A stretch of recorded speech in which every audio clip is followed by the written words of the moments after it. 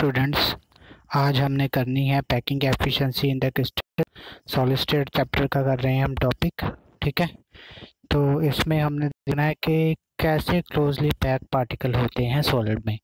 Closely pack का मतलब है कि कितने क्लोज हैं एक दूसरे के।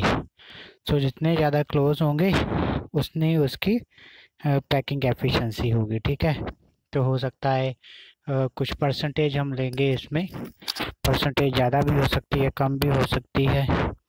तो 100 से अगर फुली ऑक्यूपाइड होगा तो 100% पैकिंग होती है उसकी। ठीक है, उसकी पैकिंग एफिशिएंसी 100%। लेकिन हमने डिस्कस करना है simple FCC face centred and body centred, ये वाले सॉलिड हमने डिस्कस करने हैं यहाँ। ठीक है, तो पैकिंग एफिशिएंसी निकालने के लिए कितना वॉल्यूम ऑक्यूपाइड किया हुआ है एटम ने कितना वॉल्यूम और कितना स्पेस ऑक्यूपाई किया हुआ है एक क्यूब में, तो वो उसकी पैकिंग एफिशिएंसी है। ठीक है, तो जो पैकिंग एफिशिएंसी के अलावा जो स्पेस बच जाएगा that is unoccupied space. Unoccupied space मतलब कि जो एटम ने स्पेस को कवर नहीं किया, मतलब कि वॉइड वगैरह, वॉइड्स हो सकती हैं, एम्प्टी स्पेस हो सकती है, उसे अनऑक्यूपाइड स्पेस भी बोल देते हैं। ठीक है, तो इसका फॉर्मूला है हमारे पास पैकिंग एफिशिएंसी का। जो पैकिंग एफिशिएंसी का हमारे पास फॉर्मूला कौन सा है, ये वाला जो नीचे लिखा हुआ है, this is the formula of the packing efficiency. ठीक है, तो ये पैकिंग एफिशिएंसी निकालने का फॉर्मूला है, volume occupied by the constituent particles. Constituent particles को हमने एक चीज़ याद रखनी है, स्फीयर लेना है इनमें, स्फीयर या बॉल। ठीक है, उस बॉल का रेडियस होगा, तो ये बॉल है, मान लो कि आपके पास 8 कॉर्नर है। ठीक है, 8 कॉर्नर है, 4 ऊपर 4 नीचे। ठीक है, जैसे क्यूब में होते हैं, तो 4 कॉर्नर पे पड़े हुए एटम हैं और उनकी एक क्यूब में कंट्रीब्यूशन एक एटम की 1/8 है, तो 8 कंट्रीब्यूशन हो गई। ठीक है, तो क्यूब जो होती है, क्यूब जो होता है उसकी 1/8 कंट्रीब्यूशन ऑन ईच कॉर्नर है, इसीलिए टोटल अगर इसको 1/8 को 8 के साथ, क्योंकि 8 कॉर्नर है, उनके साथ मल्टीप्लाई करेंगे तो हमारे पास 1 आ जाएगा इन द सिंपल क्यूब, जबकि सभी के सभी एटम कॉर्नर के ऊपर प्रेजेंट होते हैं। ठीक है, तो पैकिंग एफिशिएंसी निकालने के लिए फेस सेंटर पे क्या होंगे, एटम फेस पे भी पड़े होंगे। तो बॉडी सेंटर के लिए क्या होंगे, तो एटम बॉडी के अंदर बिल्कुल सेंटर में, किसी क्यूब के बिल्कुल सेंटर में भी एटम पड़ा हुआ है। ठीक है, तो ये सारी चीज़ें कंसिडर करनी है। तो अगर फेस सेंटर्ड हो तो हमें देख लेना है फेस को कंसिडर करके, और उसके z की वैल्यू हमें पता होना चाहिए, जो कि मैंने लास्ट वीडियो में बताई थी कि z की वैल्यू डिफरेंट होती है। सिंपल की 1 होती है, तो बॉडी सेंटर के लिए 2 होती है, फेस सेंटर के लिए 4 होती है। ठीक है, तो ये चीज़ें आपको ध्यान में रखनी है। ठीक है, तो नेक्स्ट स्टूडेंट्स आप देख सकते हो, आपको पैकिंग एफिशिएंसी जो मैंने दिखानी है। तो फर्स्ट आप देख सकते हो packing efficiency in case of BCC। In case of BCC में सबसे पहले आपके पास सामने एक क्यूब दिखाई पड़ रहा है। ठीक है स्टूडेंट्स, आपके पास सामने एक क्यूब दिखाई पड़ रहा है, तो क्यूब में देखो, तो क्यूब आपके पास जो है वो कौन सा है, देखो ये वाला क्यूब है। तो मैं थोड़ा मार्क कर देता हूँ, इसमें आपको एटम और इसमें ट्रायंगल भी, एक ये पॉइंट हो गया, एक ये वाला पॉइंट हो गया, और एक ये वाला, 3 हमारे पास ये पॉइंट हो गए, 3 कॉर्नर है, तो 3 कॉर्नर पे एक एक एटम पड़ा है। सो कॉर्नर नंबर यहाँ से लेकर यहाँ तक का जो डिस्टेंस है वो a है। ठीक है, तो इसी तरीके से दूसरी साइड का भी डिस्टेंस जो है वो a है। ओके, तो इन डिस्टेंस को हमने कंसिडर करना है, that is called edge length. तो एज लेंथ को जब कंसिडर करेंगे तो हमें निकालना क्या है, डायगोनल जो कि फेस के ऊपर है।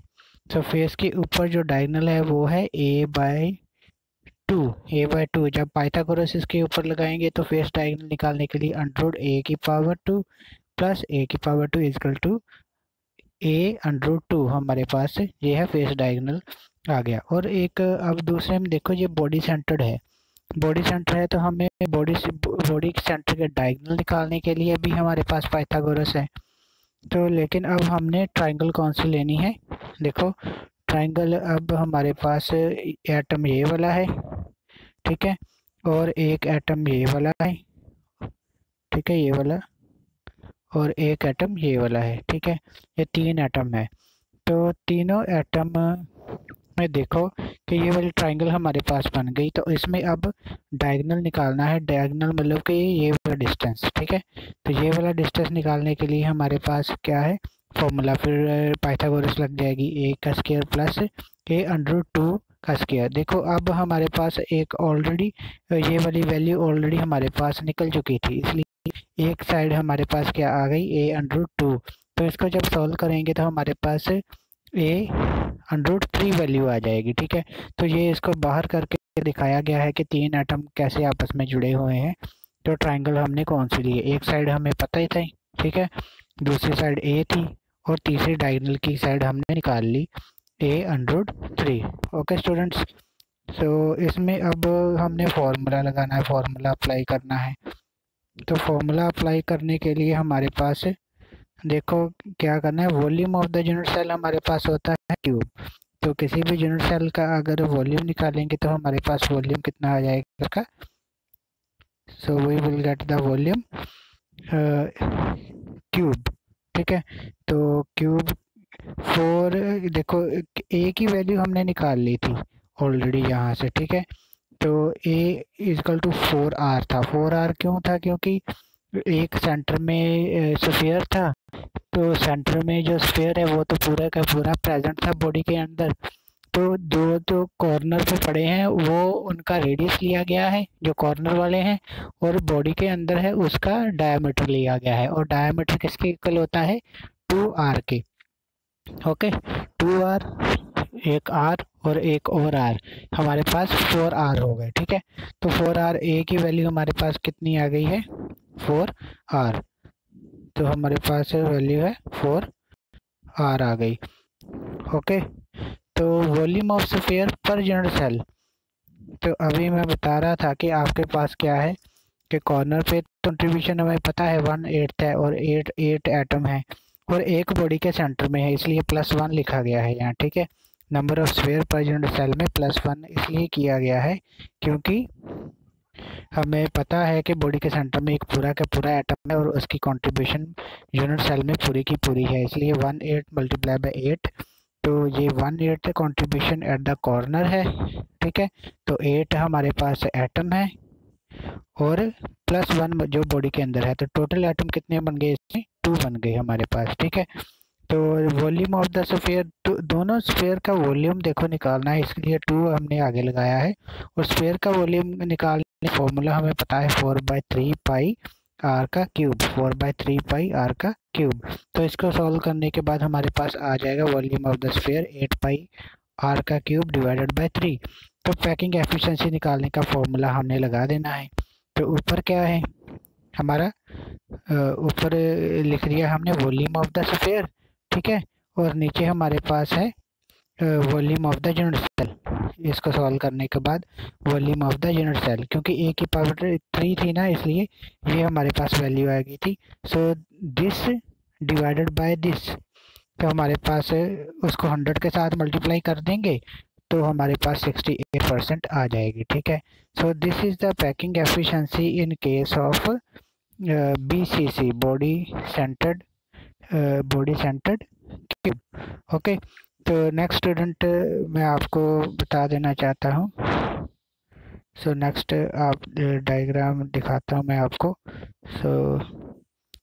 So you can see the packing efficiency in BCC, और वहाँ निकालने के लिए हमें क्या करना पड़ेगा, जो हमारे पास बॉडी में पड़े हैं, सो बॉडी में जो पड़ा था तो उसका ये मैंने आपको पहले ही समझा दिया था कि बॉडी के सेंटर में पड़ा है।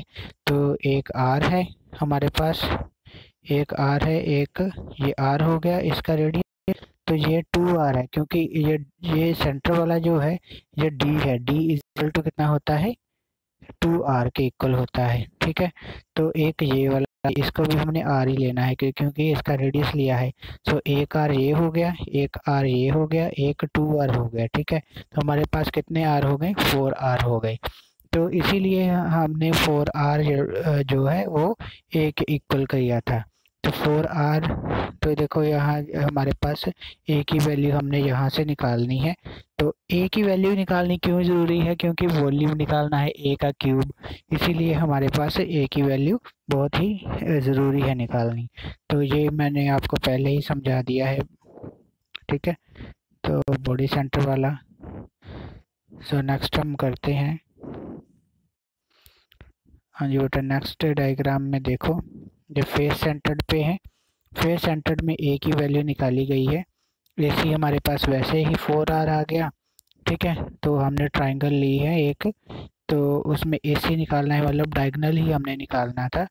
तो डायगोनल निकालने के लिए हमारे पास R, 2R और R आ गया। ठीक है, तो वहाँ से हमने A की वैल्यू निकाल ली है। तो A की वैल्यू हमारे पास कितनी आ गई? A is equal to 4R divided by 2। बाद में हमने जब वॉल्यूम निकालना है तो वॉल्यूम निकालने के लिए हमारे पास क्या आ जाएगा? वॉल्यूम ऑफ द क्यूब निकालने के लिए A की पावर क्यूब हो जाएगी। तो तब हम इसको सॉल्व करके 4R डिवाइडेड बाई √2 को हमने 3 पावर उसकी 3 बनानी है। ठीक है, तो जो भी सॉल्व करके हमारे पास आएगा वो हमारा वॉल्यूम ऑफ क्यूब होगा। ठीक है, वॉल्यूम ऑफ क्यूब होगा। ओके स्टूडेंट्स, तो नेक्स्ट हम करते हैं। देखो, packing efficiency in case of cube. यहाँ ए हमारे पास, ए कितना है यहाँ हमारे पास? यहाँ ए निकालने के लिए हमारे पास ये देखो ए है ना, A is equal to R plus R. R plus R हमारे पास कितना हो गया? Is equal to 2R। कितना हो गया? 2R हो गया। सो ए जो इक्वल है हमारे पास 2R के इक्वल है। तो जब वॉल्यूम निकालेंगे तो वॉल्यूम हमारे पास कितना निकल आएगा? ए का क्यूब निकालेंगे तो 2R का क्यूब हो जाएगा, जो कि हमारे पास हो जाएगा R 8R क्यूब बन जाएगा। So this is the value of A. How to find the value of A in this case? Okay students, तो नेक्स्ट डायग्राम में मैं आपको और कुछ समझाना चाहता हूँ। ठीक है, तो वो भी हम कर लेते हैं। देखो, अब मैंने एक कैलकुलेशंस पूरी की पूरी आपको बता दी है।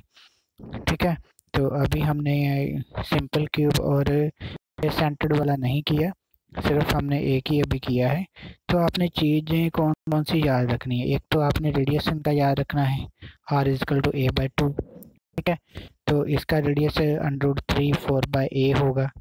ओके, तो वॉल्यूम उनके हिसाब से बन जाएगा। ठीक है, तो वॉल्यूम क्योंकि 4/3 पाई R का क्यूब होता है वॉल्यूम ऑफ द स्फीयर, तो ये वैल्यू बनती जाएगी। और Z की वैल्यू को मैंने पहले बोला था कि कंसीडर करना है सिंपल में 1, बॉडी सेंटर्ड में 2 और इसमें 4, क्योंकि इनके साथ मल्टीप्लाई होना है ना इसने। तो जो भी वैल्यू होगी, वैल्यू को इसके स्फीयर के साथ, तो 4 को मल्टीप्लाई कर देंगे हम इस नंबर ऑफ स्फीयर के साथ, 2 को मल्टीप्लाई कर देंगे इसके वॉल्यूम के साथ, और इस 1 को मल्टीप्लाई कर देंगे इसके साथ। ठीक है, तो हमारे पास क्या आ जाएगा? Total volume of the spheres in each type. Okay students, तो ये चीज़ आप याद रखनी है। इसमें कितना हम कंसीडर करते हैं? 52% हो गया सिंपल के लिए। बॉडी सेंटर्ड के लिए 68, जो कि हमने पहले निकाल लिया है। फेस सेंटर्ड के लिए 74 है। ओके स्टूडेंट्स, सो नेक्स्ट आप देखिए। सो नेक्स्ट में मैं आपको दिखाना चाहता हूँ। So you have to keep in your mind. देखो, ये दोबारा वैसे हुए, मैंने FCC 74% होती है, BCC 68%, पैकिंग एफिशिएंसी सिंपल में 52%। ठीक है, तो नेक्स्ट देखो स्टूडेंट्स, इन द FCC हमने निकालने के लिए क्या किया है? FCC के लिए number of sphere in the unit cells कितने होते हैं? 4 होते हैं, ये मैंने पहले ही आपको बता दिया। So number of sphere in the unit cell 4। तो वॉल्यूम ऑफ स्फीयर क्या हो जाएगा? So what will be the volume of the sphere? तो volume of the sphere 4 × 4/3 pi R का क्यूब, क्योंकि वो एक स्फीयर का वॉल्यूम होता है 4/3 पाई R का क्यूब। तो स्फीयर हमने एटम का स्फीयर मान रहे हैं, तो इसको सॉल्व करने के बाद 16 डिवाइडेड बाय 3 पाई आर का क्यूब आ जाएगा। तो पैकिंग एफिशिएंसी निकालने के लिए क्या करना, volume of the sphere divided by volume of the cube, volume of sphere divided by volume of the cube. हमारे पास ये वैल्यू आ जाएगी 0.74 इसको सॉल्व करने के बाद। अब इसको हमने मल्टीप्लाई करना है 100 के साथ, तो जो भी वैल्यू होगी 100 के साथ मल्टीप्लाई कर देंगे तो हमारे पास है, तो ये वैल्यू आ जाएगी 74%। ओके स्टूडेंट्स, तो ये था हमारे packing efficiency in case of FCC. Okay, so next हम स्टूडेंट्स करते हैं। नेक्स्ट हमारे पास वही है 68% वाला जो कि मैंने बीसीसी में बताया था। ये उसकी और एक्सप्लेनेशन है, जेड की वैल्यू बताई है यहाँ, तो यहाँ हमारे पास जेड की वैल्यू भी बताई हुई है, आर की वैल्यू भी, रेडियस ऑफ एटम है, ए क्या है, एज लेंथ है हमारे पास। तो इन बीसीसी में मैंने पहले बता दिया था कि एक एटम प्लस जो कि बॉडी के सेंटर में है, और ये 8 एटम है कॉर्नर के ऊपर, 1/8 इनकी कंट्रीब्यूशन है, तो इनको टोटल करके तो बीसीसी में 2 एटम आ जाते हैं। तो 4r इजकल टू a/3, तो ये देखो यहाँ से 4r निकाला था उन्होंने, ठीक है, तो यहाँ से a की वैल्यू निकाल ली थी। तो यहाँ फिर यहाँ volume of the sphere divided by volume of the cube, ठीक है, तो 68% आ जाएगी 100 के साथ मल्टीप्लाई करने के बाद हमारे पास ये वैल्यू आ जाएगी। ओके स्टूडेंट्स, सो ये मैंने आपको सारे के सारे जो पैकिंग एफिशिएंसीज हैं in case of simple, in case of SCC, in case of BCC, तो वो करवा दी हैं। आप ये भी देख सकते हो, यहाँ भी मैंने कुछ सिंपल क्यूब और बीसीसी के बारे में बताया है, तो यहाँ भी आप इनकी पैकिंग एफिशिएंसी देख सकते हो, चाहे स्क्रीनशॉट मार लो चाहे रख लो, इसके बारे में एक्सप्लेनेशन मैंने ऑलरेडी आपको दे दी है।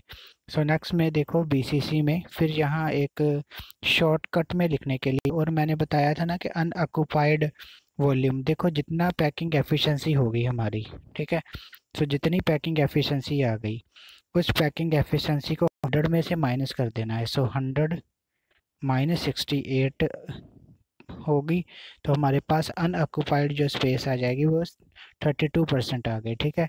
तो हर एक में आप ऐसे निकाल सकते हो, आप बॉडी सेंटर में भी निकाल सकते हो, आप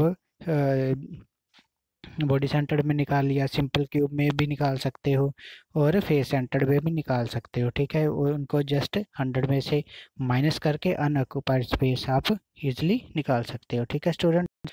सो नेक्स्ट देखिए, सो what will be the next, ये देखो कि ये मैंने पहले ही समझाया था कि ऐसे एटम अरेंज हुए थे, तो ये वाला एटम हमने लिया ए एटम, फिर और बीच में एक ऐसा पूरे का पूरा एटम है और एक ये वाला एटम है। तो इन तीनों एटम को हमने क्या किया था कि एक ए का रेडियस लिया था, सी का देखो पूरे का पूरा ही है, ये डायमीटर है, तो डायमीटर मतलब कि 2r होता है, ये भी r हो गया हमारे पास, ठीक है। तो ये हमारे पास बन गई थी जब हमने निकाला था बॉडी सेंटर में, तो ये डायग्राम यूज़ की थी, ठीक है बेटा।